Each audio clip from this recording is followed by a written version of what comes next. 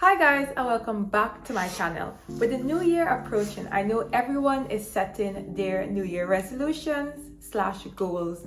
Personally, I do not set new year resolution, and I haven't done so for years because I realized I just wasn't keeping them, and it kind of made me feel really horrible not accomplishing what I set out to at the beginning of the year.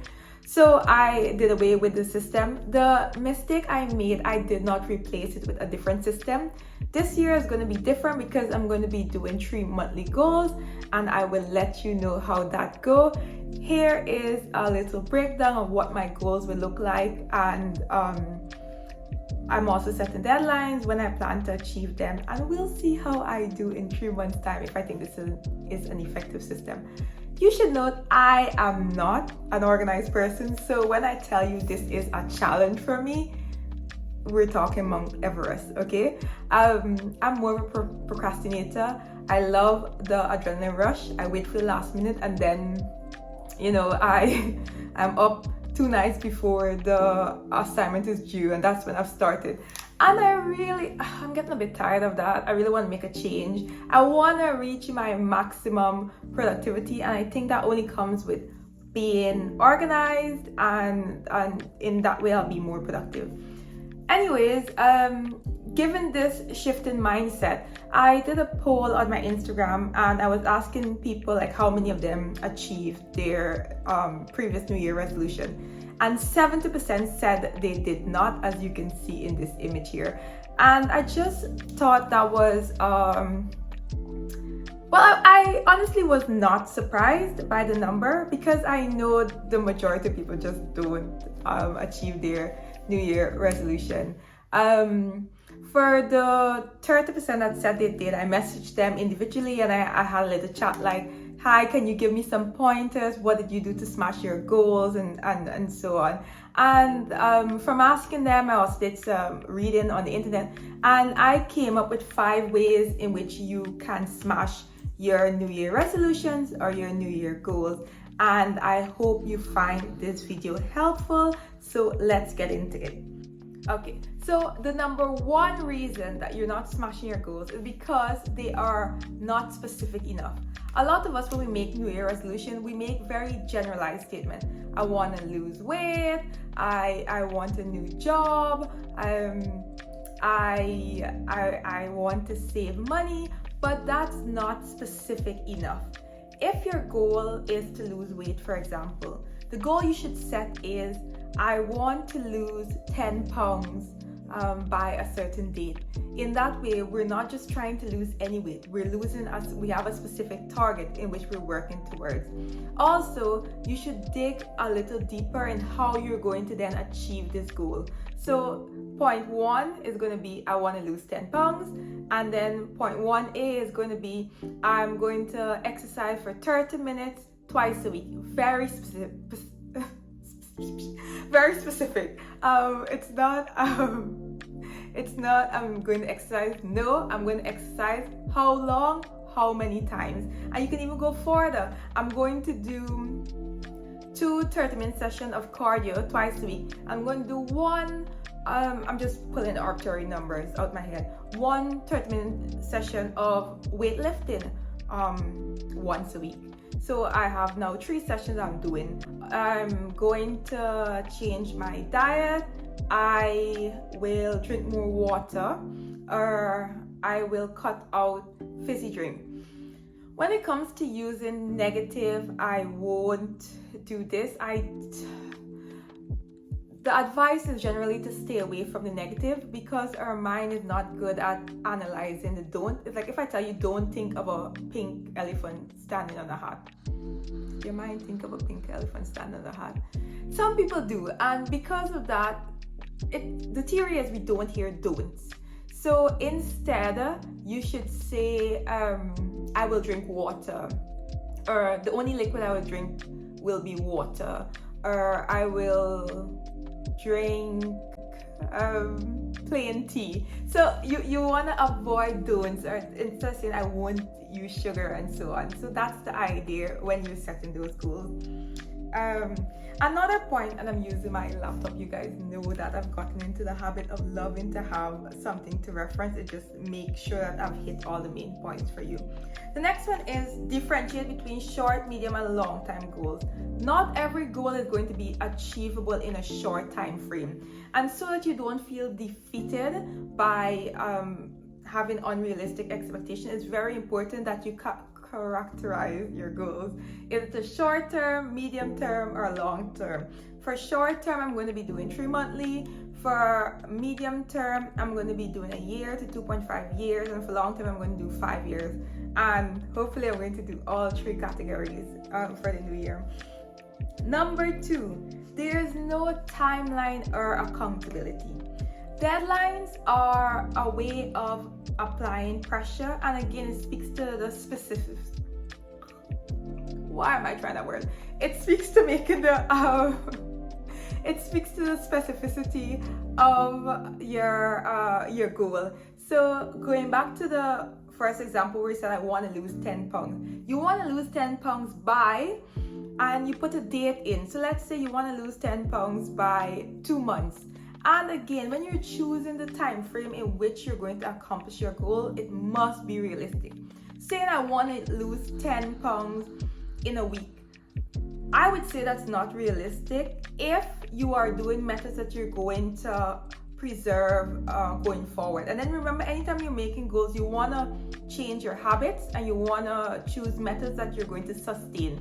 It doesn't make sense going on a water diet for 10 days, losing 10 pounds, and then when you start to eat food, it all comes back. So I'm not saying it's not possible.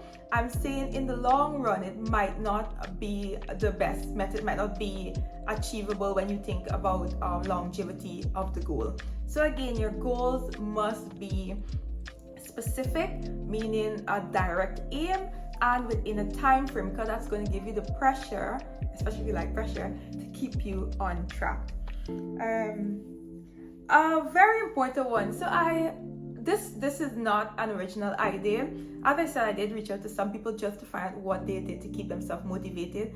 And one of the best comments I heard was with regards to accountability. And one of my acquaintances / friends was saying that the way in which she kept herself motivated was a lot of internal dialogue. So she'd be like, girl, if you really want to accomplish this, what are you doing? Why are you watching TV? And I think that's just such a great way to keep yourself motivated. With the gym, so the funny thing is I do this with the gym. So let's say I am home, I'm scrolling Instagram, and I see someone with my dream body or goal body. I'm like, Wallisa, if you really want to achieve this, come on, you need to get up and go and hit the gym. So like I have that internal dialogue, but I've never thought about extending it to my my work life, so and my personal life with regards to hitting those goals. So that's something I definitely will be taking with me into the new year, more internal dialogue with regards to motivation. Number 3, so discouragement will creep in, and the result of this is that not every goal you're going to see quick results, and not every goal you're going to see external results. And sometimes without results, it's hard to convince your mind to keep doing something. But this is where it's about not doing what you feel, but recognizing that you've made a commitment to yourself and acting out of self-love and that commitment.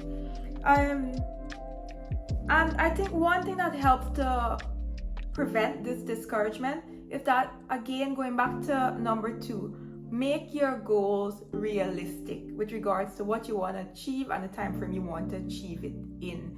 If you make them unrealistic, then you tend to overwhelm yourself, and it just sets in a lot of negativity, and then it's just a slippery slope into quitting from there. You have to remember that you are essentially trying to change habits. When you form habits, there are neuronal pathways that form in your brain that support these habits. Therefore, when you try to make a change, you are basically trying to reprogram your brain. That is not going to happen overnight. It's not going to happen the first time. My journey with the gym has been like this.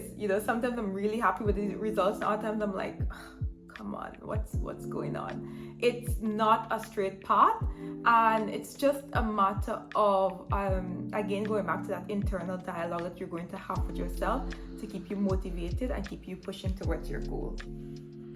Another thing that I've found within, I would say, the past year is the importance of being kind to yourself. When you don't accomplish what you set out to accomplish, still appreciate what you have done thus far and where you've come from. And in this case, comparisons are great. Looking back, sometimes I journal. That is something I have been trying for the life of me, have not been able to get regular with. But when I read what I wrote a few months ago, or goals I had a few months ago, and then where I am now, I'm like, actually, I've improved, or I've done that. So having those little milestones is really important. If it's the gym, there's an external change, great, you have pictures, progress. And if it's not the gym, sometimes it could just be a matter of journaling and then seeing where you are with regards to that journal. The opposite side of being kind to yourself when you don't accomplish something. When you do accomplish something, small victories are still victories. Celebrate them. Treat yourself. And I am a person, I love to treat myself. I do not hesitate to treat myself. I like to buy myself something nice to eat. I take myself out. I'm just that person, and I would highly recommend it. If you can't love yourself how you want to be loved, then who will? So that's just a way that I am kind to myself by treating myself. Okay, number 4. So this is a big one actually. A lot of people have not prepared themselves to accomplish their goal. What I mean by this, you have not done the research. You have a goal in mind, but you have not taken time to figure out what is the most efficient and effective way to get there. For example, let's take if you're climbing a mountain. And you see a mountain, you have to climb it, and the most obvious way is to just begin climbing. So you begin climbing. There were some other people at the bottom of the hill with you trying to figure out how the hell are we going to climb this mountain. Anyways, so you get to the top, you're huffing, puffing, and then when you get there, you realize that these people have been there for hours and they're ready to go on to a bigger mountain. And then you turn, you ask them, how did you get to the mountain? How did you get on top so quickly? We were at the bottom together. And they said, well, they researched and found there was a trail that they easily came up. So while one could say, oh, it's good, you overcame much difficulties, you will learn some skills. Sometimes it is best to reach out to experts, and you want people who have already blazed a trail for you. You want to learn from these people, and what it means is that you will get to your goal quicker for you to face a bigger goal. So it's with regards to getting rapid progress. If of course if it's a path that no one has walked before, then by all means. But the world is such an old place. I can assure you, almost every path has been blazed. It's not wrong to say. Most things have been done. You just need to do the research. And sometimes it doesn't have to be something exactly as to what you're doing. It could be something similar that you can learn from and grow. So you wanna surround yourself, whether it's via podcasts or books or even friends in your circle, with people who have done and are doing what you want to do. So that's very important. Number 5 is going to be, you are not ready to change. So this is a hard pill to swallow, I would say. So when you set a goal, that's your way of saying that you need to change. It doesn't necessarily mean that you are ready to change. And there's a difference. Change begins with your thoughts. And through thoughts, we are able to manifest our goals. So you need clear thoughts and determination, and then that's how we manifest our goals. If you cannot control your thoughts, then your thoughts will control you. and our body is engineered towards comfort. And the saying stands, there's no growth in your comfort zone. So to get over this, I would encourage you to do hard things. One hard thing I started to do beginning of winter, I have not maintained it, I'm sorry to say. I used to take cold showers or some bursts of cold showers. If you know me, I hate cold water. I'm a hot water. I want it burning. I want my skin to almost scorch. I don't know why. I just love hot water. But I started reading on the benefits of cold water immersion, and I decided, you know what, I need to add some difficulty into my life, and I started doing the cold water, and I absolutely loved it. I have not kept up with it. I'm going to make the excuse that it's winter, but that's not a good enough excuse, and I will continue. That's a promise. I will get back into it. But through that, I've learned the importance of doing hard things. The next thing is eliminate automatic no's. Anytime I tell someone something really difficult, the first thing they say, oh, I can't do that. They haven't even really processed it. They see a challenge, and the automatic response of the body, of the mind, is I can't. And I've seen it in myself. Like I was telling a friend about my workout, and my friend said to me, oh, well, you live on, I live on the 15th, 16th floor. Why don't you walk up the step? I see some people walking up the stairs. And I'm like, there's no way I can climb the stairs. I have a bad knee. Anyway, so I was on a Stairmaster. I started one of these new programs, and I was just following exactly what the program outlined. 20 minutes Stairmasters, varying levels. When I looked at the end of my 20 minutes, I had walked 60 floors. So imagine, I automatically said no to 16 floors, and without knowing it, I've walked 60. So that really taught me that we are more powerful than we know, we are more capable, and we need to get out of our own way. So that is number 5. I hope that you have found this video helpful. I hope that you can take these 5 lessons and smash your goals in the upcoming year. I will be looking forward to a really productive year.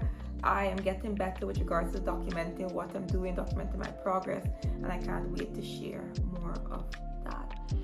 This is probably one of my last videos. I might have one more up my sleeve. One of my last videos before New Year. I just want to say Happy New Year. Thank you for being on the journey with me. I look forward to creating more. I look forward to getting better. I hope you guys have seen improvement from where I started a year ago to now with regards to my videos and what I have to offer. And just thank you for being on the journey with me.